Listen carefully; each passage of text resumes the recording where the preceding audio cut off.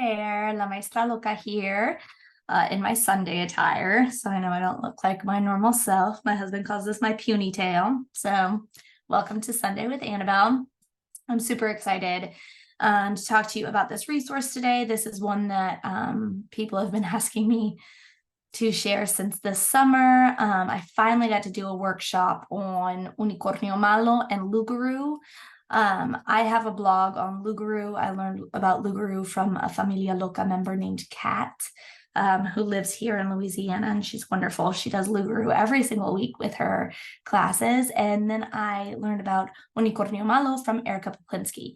If you want to learn about Unicornio Malo, I encourage you to read this blog. It's called Bad Unicorn in English, Licorne Malve.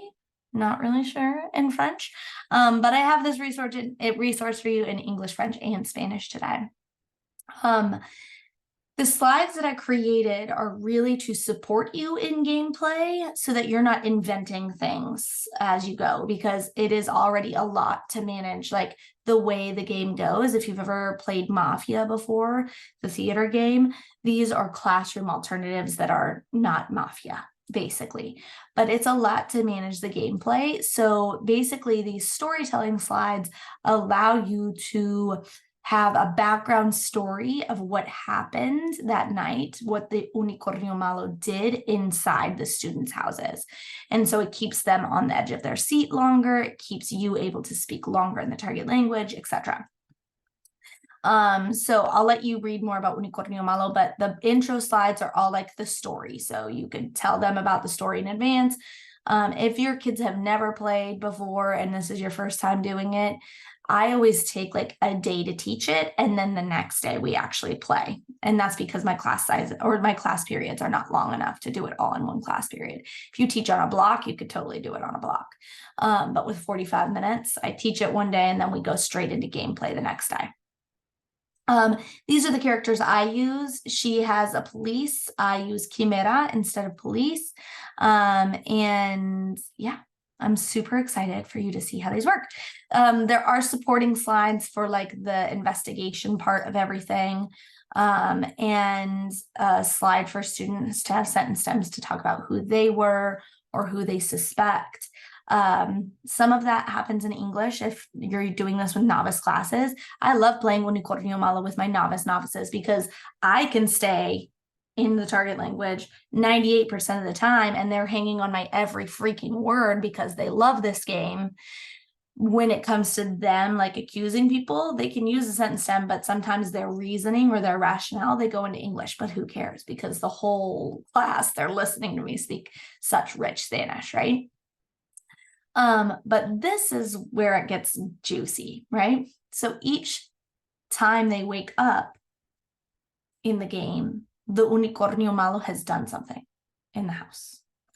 And so these storytelling slides allow you to be like, this is the house they went into. What room do you think they went into? And then they're talking, and like, again, you're just milking it here, speaking so much Spanish or so much French. And then you say, well, they actually went into the bedroom. And this is where you pull in details of your students, right? They went into the bedroom of somebody who has a sibling. They went into the bedroom of somebody who has a younger sibling who goes to this school even. And then they're like, because they're narrowing down in their mind. They know so much about each other because of the PQA that you do in your classroom, the classroom community that you've built, and just going to school with each other. They know so much about each other. So they're already eliminating people in their mind that could or could not be the victim. And then the Unicornio Malo hizo pee. They went pee on the bed of the sibling to blame it on the other kid. And that kid is wearing black pants and white shoes. And who is that child? And then everybody's freaking out because they know exactly who the victim is. If all of this is brand new to you and you're like, you're speaking Chinese to me and I don't even know one word, then you should learn how to play Unicornio Malo or Luguru in your classroom. I'm doing a workshop this spring, and I encourage you to sign up for the wait list so that you're first to hear about it. If you're on my email list, you'll hear about it eventually, but the wait list is going to hear about it 24 hours in advance. I'm not going to accept everybody. It's going to be limited seats, but I'm really excited about it. This is my favorite workshop to lead. is to teach teachers how to use this strategy in their classroom, because it is and has always been voted my favorite thing that I do with my students in my classroom, no matter what their age. It is always our favorite, Luguru and Unicornio Malo. So I hope these slides help support you. There are so many scenarios. This is one of my favorites, actually. There's little details like this, like, oh my gosh, what is he holding in his hand?